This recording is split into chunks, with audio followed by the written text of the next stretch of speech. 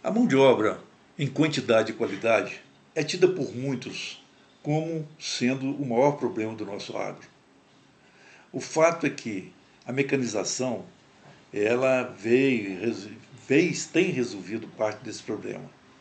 Inclusive grandes culturas como cana-de-açúcar, café, que demandavam muita mão de obra, essas culturas, mesmo com seus problemas estratégicos, elas resolveram boa parte disso. Mas o problema ainda continua.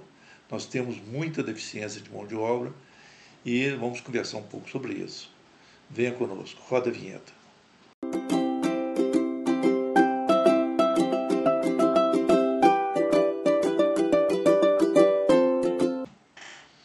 Olá, seja muito bem-vindo ao nosso canal Agro, Gestão em Pessoas.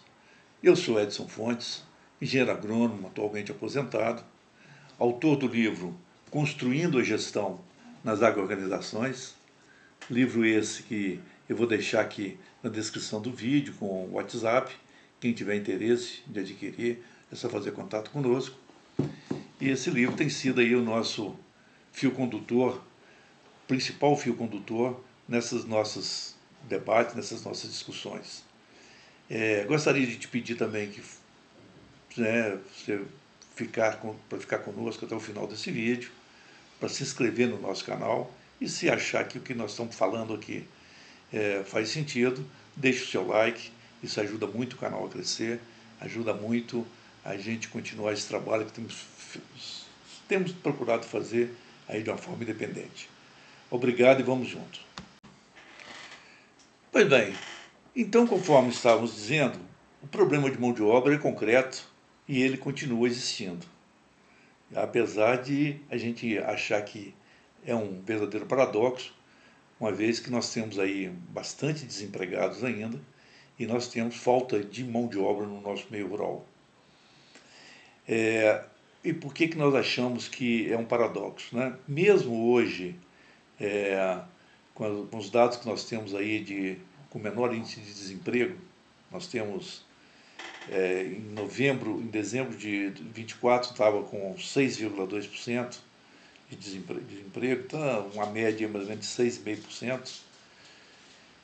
Nós temos que, se você fizer a conta aí de 6,5% por volta de 80 mil pessoas, que é o que compõe a nossa população economicamente ativa, a famosa PEA, nós vamos encontrar aí por volta aí de 5.300 aproximadamente pessoas, 5.300.000 pessoas desempregadas, o que dá quase que o dobro da população do Uruguai. Então, mesmo estando com baixo índice de desemprego, o número ainda é muito elevado. E nós temos falta de mão de obra no campo. Então, isso é um paradoxo. Né? E por que acontece isso? Então, acho que tem várias razões e a gente vai estar contextualizando, conversando e verificando o que isso acontece. Eu não tenho dúvida de que o problema ele é complexo, ele é multifacetado, quer dizer, tem várias facetas, tem várias razões, mas temos algumas coisas, né, ao longo da nossa vida profissional aí, de quase 50 anos de campo, aí, trabalhando aí com várias organizações, a gente tem certeza de que alguma coisa, como por exemplo, né, a falta de uma gestão mais efetiva de pessoas, ela tem um peso considerado. Mas voltando um pouquinho aqui na questão do desemprego, na questão da falta de mão de obra, a gente sente uma realidade que ela é complexa. Por exemplo, se fala muito que o grande problema hoje vivido por falta de mão de obra está mais situado nas pequenas para médias propriedades. Por quê? As grandes propriedades basicamente vêm resolvendo a questão de mão de obra via mecanização. O grau de mecanização nas grandes propriedades é muito elevado. As pequenas propriedades, aquelas a menor que 4 módulos fiscais, são as chamadas propriedades exploradas em regime de economia familiar. Então, basicamente, a família, né, que está lá à frente empregando a sua mão de obra, a despeito de que muitos componentes dessas famílias hoje têm também deixado o campo. Então, o problema acaba se tornando mais grave nas pequenas para médias propriedades, onde você não tem tanto tem um grau de mecanização e nem pessoas para estar trabalhando na família dessas propriedades aí. E aí ocorrem problemas como, por exemplo, né, a gente vê muito a pessoa falar o seguinte: olha, eu tenho uma estrutura, vou pegar o exemplo da pecuária leiteira, eu tenho uma estrutura, inclusive eu tenho animais lá com genética de qualidade, eu poderia tranquilamente estar tirando aí 1.000 litros de leite, mas eu fico com 300, 400, que é o que eu dou conta de fazer com mais um funcionário só, ou às vezes nem isso, né, com ordenhadeira e tal, e nós deixamos então de estar ali com uma atividade que poderia estar tirando muito mais, né, até porque ela não vai remunerar adequadamente nem a mão de obra da pessoa, né, que tristemente esse é o segundo fator, ele deixa de trabalhar no nível gerencial e estratégico, onde ele é importante, nível gerencial, por exemplo, para trabalhar a questão de custo de produção, de fluxo de caixa, ver onde compra melhor, onde vende melhor, o nível estratégico para buscar novas alternativas, novas tecnologias, quem sabe diversificação, quem sabe a verticalização, novos treinamentos.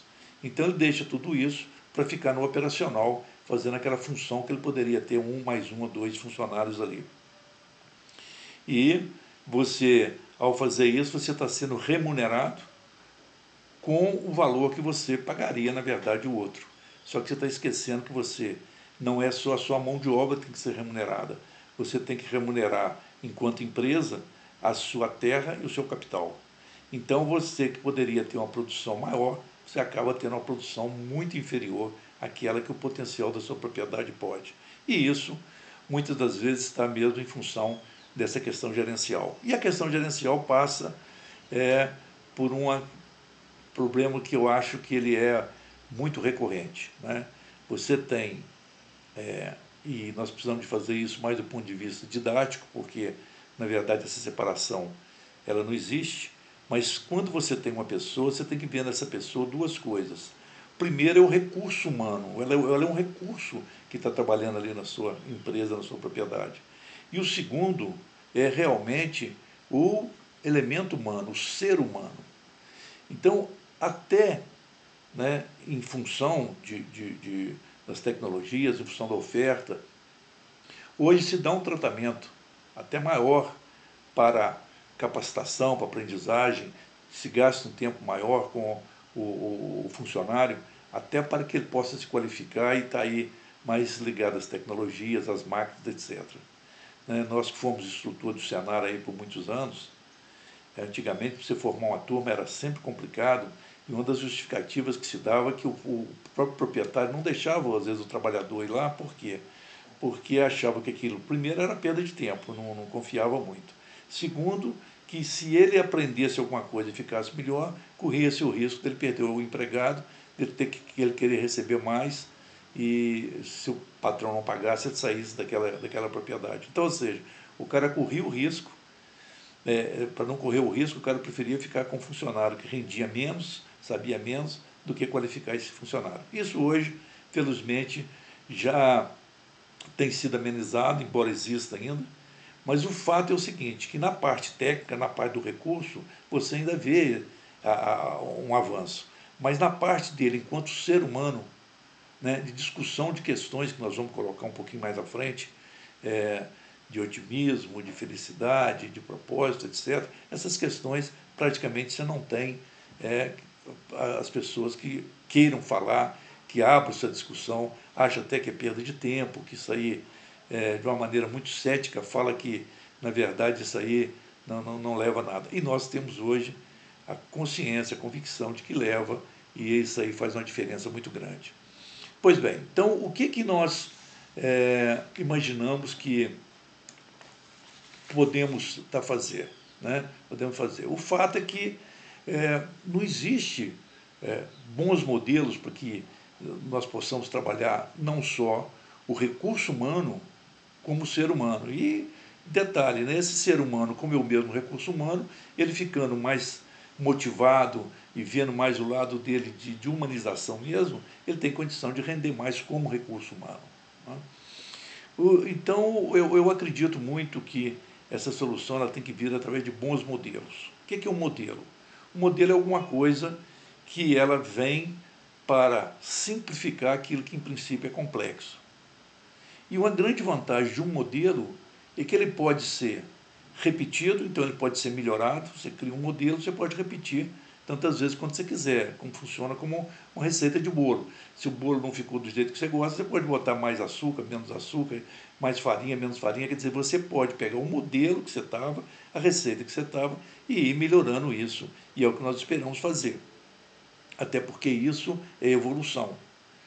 E dentro dessa proposição, nós falamos, né, no último vídeo, estamos aqui reforçando, a gente está aqui trazendo para a apreciação de vocês um modelo onde ele visa, no primeiro momento, trabalhar o autoconhecimento das pessoas, trabalhar o que nós estamos chamando de facilitadores da produtividade humana, que são exatamente esses elementos que eu citei aqui: otimismo, propósito, felicidade, crença, hábito, foco, resiliência.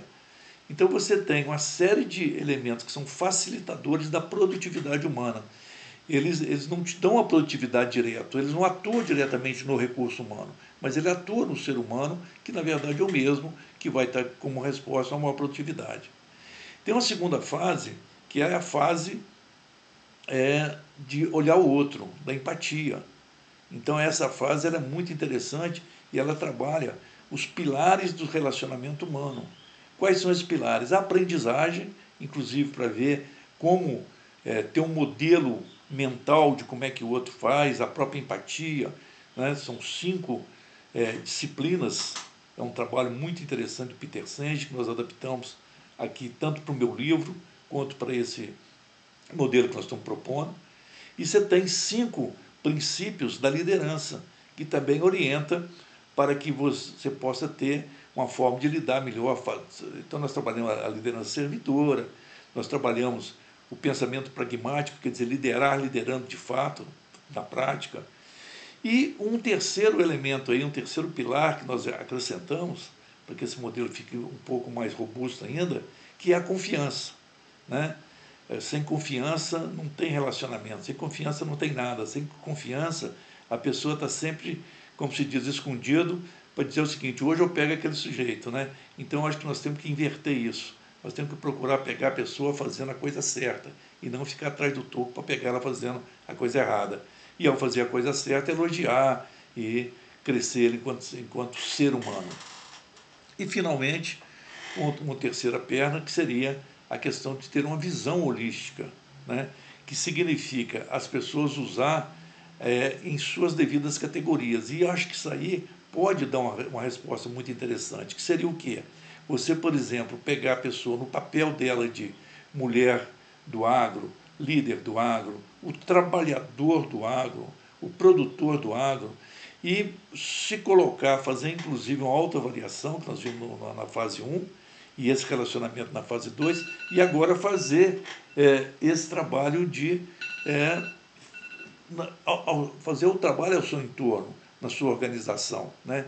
O trabalhador, como lidar com essa mulher do agro, a mulher do agro, como lidar com o jovem do agro, enfim. Então, toda essa dinâmica para que isso faça um trabalho de impregnar positivamente as organizações. O que nós estamos falando aqui, quando nós estamos nos referindo à questão do trabalho, principalmente de toda essa linha aí que nós estamos trabalhando de pessoas do agro, está no sentido de quê?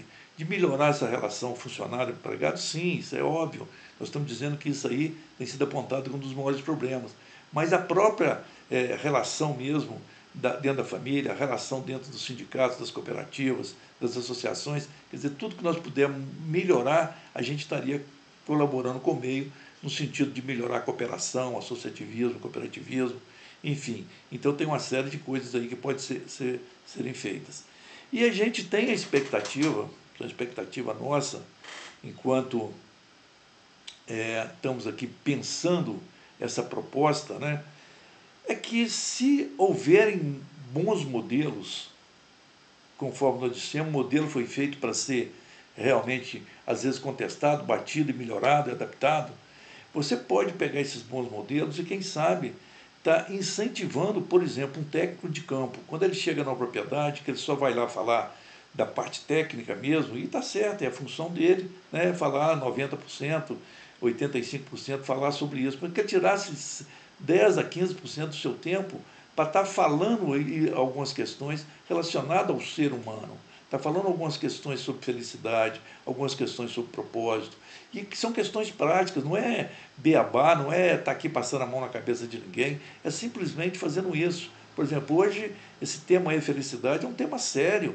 né? Você tem ranking aí mundial, aí, a ONU estabeleceu índices de felicidade nos seus indicadores mais importantes aí dos seres humanos, né? Então você tem questões que são realmente sérias e ele pode se sentir valorizado no sentido que isso pode ter algum efeito para ele. Falar, mostrar lá como é que você pode fazer um diagnóstico para ver o seu grau de propósito, o seu grau de crença, o seu grau de foco, como é que isso está, o que você pode fazer para resolver. São questões objetivas, práticas, que pudesse estar fazendo isso. E uma outra oportunidade, então vou citar duas aqui, tem várias, né?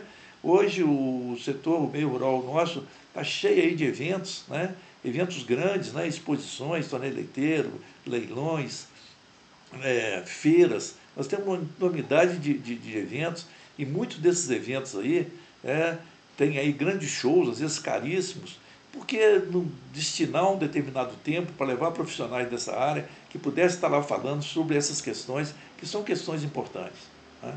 Então, nós gostaríamos de deixar essas sugestões, essas reflexões, e quem sabe possamos aí ter alguns seguidores que venham. Então, o problema, ele existe.